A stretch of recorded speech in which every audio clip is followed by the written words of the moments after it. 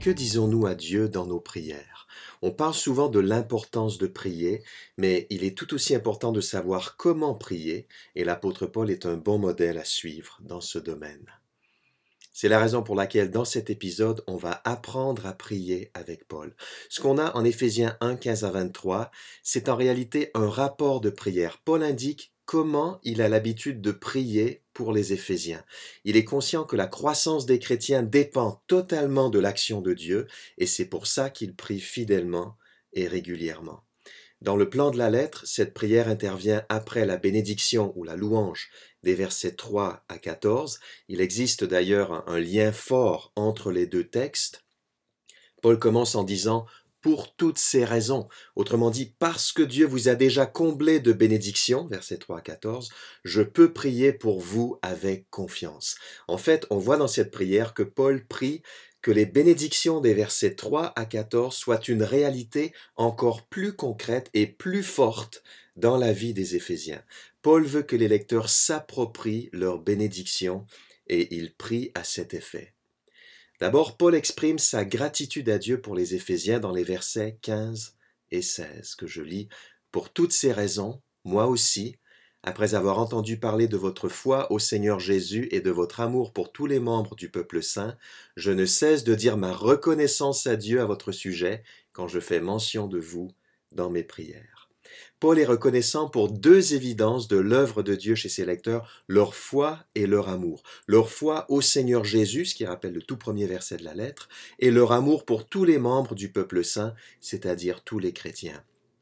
Ça m'amène à m'examiner. Est-ce que je prends le temps régulièrement de remercier Dieu? Plus précisément, est-ce que je suis porté à remercier Dieu pour ce qu'il fait dans la vie des autres croyants et pas seulement dans la mienne? Encore plus précisément, est-ce que je suis porté à remercier Dieu pour la foi et l'amour qu'il donne à mes frères et sœurs? Ce serait sans doute une bonne habitude à prendre et ça changerait sûrement mon regard sur mes frères et sœurs. Maintenant, qu'est-ce que Paul demande à Dieu pour les chrétiens? Après la reconnaissance, deuxièmement, l'intercession.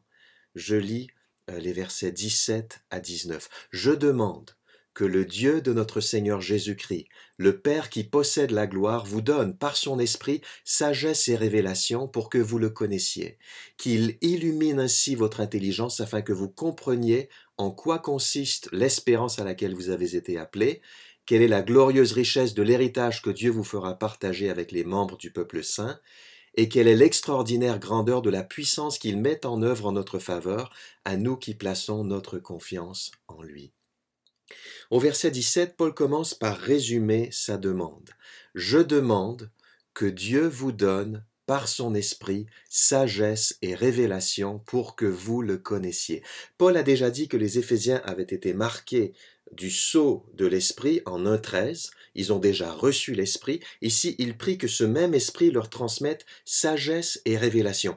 Mais c'est pas complètement nouveau. En Éphésiens 1, 8 et 9, Paul a dit que Dieu avait donné pleine sagesse et pleine intelligence aux Éphésiens en leur faisant connaître le secret de son plan. Ici, il prie que Dieu leur donne sagesse et révélation pour mieux connaître Dieu.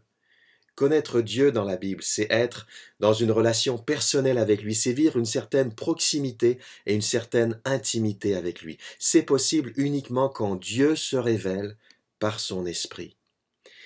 Paul dit pratiquement la même chose, mais dans des mots différents au début du verset 18, « qu'il illumine ainsi votre intelligence afin que vous compreniez ». Littéralement dans l'original, c'est « qu'il illumine les yeux de votre cœur ». Mais dans la Bible, le cœur n'est pas toujours si différent de l'intelligence, il n'y a pas cette dichotomie entre le cœur et la tête, comme dans la pensée contemporaine occidentale. Qu'est-ce que ça veut dire? C'est le contraire de l'intelligence obscurcie dont il sera question en 4,18. Mais l'illumination de l'intelligence, ça n'est pas un phénomène purement cérébral, comme quand on crie « Eureka » après avoir résolu un problème de mathématiques. L'illumination du cœur ou de l'intelligence, c'est une prise de conscience qui oriente toute l'existence. Paul veut absolument que ses lecteurs comprennent trois choses et ça va changer leur vie, comme la nôtre. Versets 18 et 19. Il veut qu'ils comprennent d'abord en quoi consiste l'espérance à laquelle Dieu les a appelés. Nous qui sommes appelés au salut, sommes-nous tirés vers l'avant et vers le haut par notre espérance? Est-ce qu'elle occupe nos pensées? Paul veut aussi que les chrétiens comprennent quelle est la glorieuse richesse de l'héritage qu'ils partageront.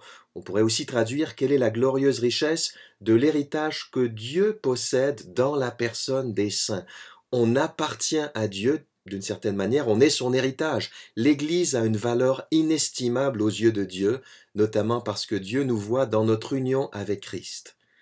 On constate que les deux premières réalités à comprendre rappellent les versets 11 à 14 de la bénédiction. Enfin, Paul prie que les chrétiens comprennent, troisièmement, quelle est l'extraordinaire grandeur de la puissance que Dieu met en œuvre en notre faveur. On comprend que Dieu est puissant, mais est-ce qu'on comprend qu'il est puissant pour nous? Pas seulement pour les autres croyants, mais pour moi. L'immense puissance de Dieu peut faire encore bien davantage dans ma vie, et souvent, je l'oublie. Mais plutôt que de décliner tout ce que la puissance de Dieu peut encore faire en nous, Paul choisit de décrire ce que cette puissance a déjà fait. Ça va nous encourager. Et il passe dans les versets 20 à 23 de l'intercession à la louange. Mais cette louange, qui est la troisième partie de notre texte, elle rebondit sur la fin de l'intercession. Je lis ces versets. Cette puissance, en effet, il l'a déployée dans toute sa force en la faisant agir en Christ lorsqu'il l'a ressuscité et l'a fait siéger à sa droite dans le monde céleste. Là, Christ est placé bien au-dessus de toute autorité, de toute puissance, de toute domination et de toute souveraineté, au-dessus de tout nom qui puisse être cité, non seulement dans le monde présent, mais aussi dans le monde à venir. Dieu a tout placé sous ses pieds, et Christ, qui domine toute chose, il l'a donné pour chef à l'Église, qui est son corps, lui en qui habite la plénitude du Dieu qui remplit tout en tous. Ce que Paul affirme ici, c'est que la puissance de Dieu qui agit en nous, c'est cette même puissance qui a ressuscité Christ d'entre les morts et qui l'a fait siéger à la droite de Dieu, ce qui indique que sa mission est terminée et réussie. On a ici une allusion au psaume 110, verset 1, qui annonce que le Messie siégera à la droite de Dieu. Dans le monde céleste, Christ règne avec Dieu sur tout l'univers. Il est au-dessus de tous les anges déchus, de toutes les puissances hostiles énumérées au verset 21. C'est aussi un accomplissement du psaume 110, verset 1, qui annonce que Dieu mettra tous les ennemis du Messie sous ses pieds. Pour Paul, les ennemis du psaume 110, ce sont les puissances hostiles maintenant soumises à Christ. Et Dieu a tout placé sous ses pieds, verset 22. Là, c'est un accomplissement du psaume 8, verset 7. Christ domine toute chose, verset 22. On arrive maintenant à la fin de la louange et de notre texte. Dieu a donné Christ pour chef, littéralement pour tête, à l'Église qui est son corps. Christ est la tête de l'Église qui est son corps. C'est une métaphore de l'Église courante chez Paul. L'Église est le corps de Christ.